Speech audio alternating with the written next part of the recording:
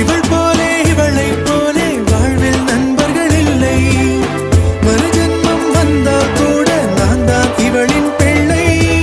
என்றும் என்றென்றும் இவள் சொந்தம் வேண்டும்.